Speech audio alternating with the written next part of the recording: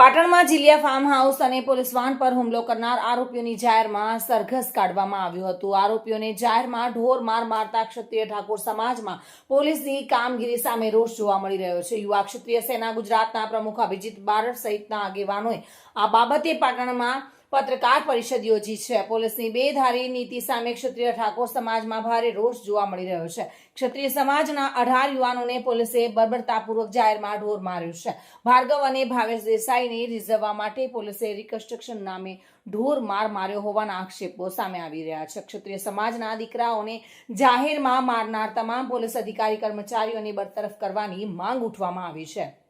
ક્ષત્રિય સમાજની આ માંગ નહીં સ્વીકારાય તો સોમવારે વામૈયા ખાતે બેઠક કરીને જિલ્લા કલેક્ટરને આવેદનપત્ર આપી અલ્ટિમેટમ પણ આપવામાં આવશે તેવું જણાવવામાં આવી રહ્યું છે।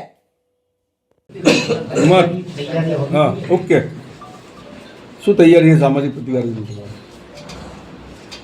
આજે વામિયા ગામે સમસ્ત ઉત્તર ગુજરાતનો ક્ષત્રિય સમાજના આગેવાનો મળી અને નિર્ણય કર્યો કે જીલિયા ફાર્મ હાઉસની અંદર જે ઘટના ઘટી તેની અંદર અમારા ક્ષત્રિય સમાજના જે 18 યુવાનોને પોલીસે કાયદો હાથમાં લઈ, ભારત દેશના બંધારણમાં ક્યાંય લખેલું નથી કે આરોપીને જાહેરમાં મારવો, આરોપીને સજા કરવાનો અધિકાર ફક્ત ને ફક્ત ભારત દેશના બંધારણમાં નામદાર કોર્ટને છે, પોલીસને નથી।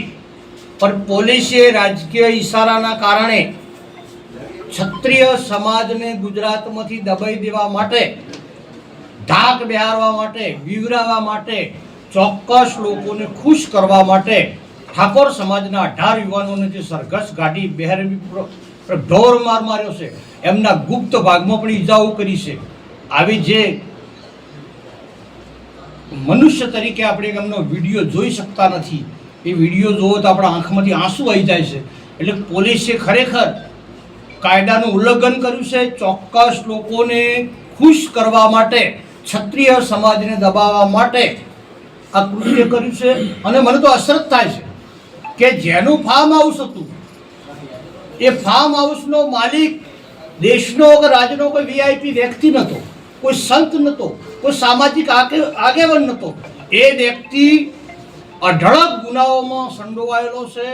અપહરણ, ખંડણી, ધમકી, એ રીતે પૈસા બનાવેલા છે। અને કોઈક મસ્તાના ગેંગ એવી ટીવી બતાવે છે મીડિયાની અંદર, એક મસ્તાના નામની ગેંગ ચલાવે છે।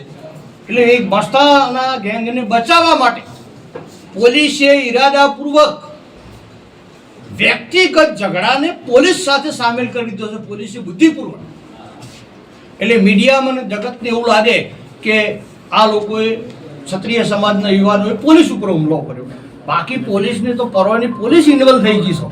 તાજેતરમાં પાટણ જિલ્લાના ચાણસ્મા તાલુકાના જીલિયા ગામે એક ફાર્મ હાઉસ પર બનેલી ઘટના, એના અંતર્ગત ક્ષત્રિય સમાજના 18 યુવાનો, એમની પોલીસે ધરપકડ કરી અને રિકન્સ્ટ્રક્શનના નામે જે ક્રૂરતાપૂર્વક ને બર્બરતાપૂર્વક, જે નિર્દયતાથી લોકશાહીના લીરે લીરા ઉડે એ પ્રકારે સંવિધાનનું જાણે વસ્ત્રાહરણ કરતા હોય એ પ્રકારે છડે ચોક ભર બજારમાં જે ક્ષત્રિય સમાજના 18 દીકરાઓ ઉપર જે જુલમ વરસાવ્યો છે, જે ઢોર માર માર્યો છે, એ ઘટનાને વખોડવા માટે ક્ષત્રિય સમાજ અહીંયા એકઠો થયો છે।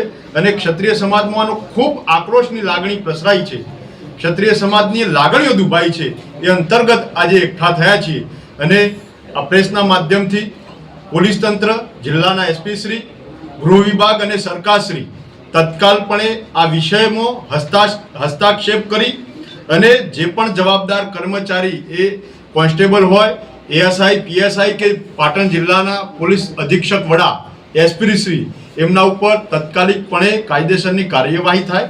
ભારતના સંવિધાને કોઈને છડેચોક આ રીતે કોઈ પણ પ્રકારનો ગુનેગાર હોય એને આ રીતે મારવાની ક્યાંય કાયદામાં જોગવાઈ નથી।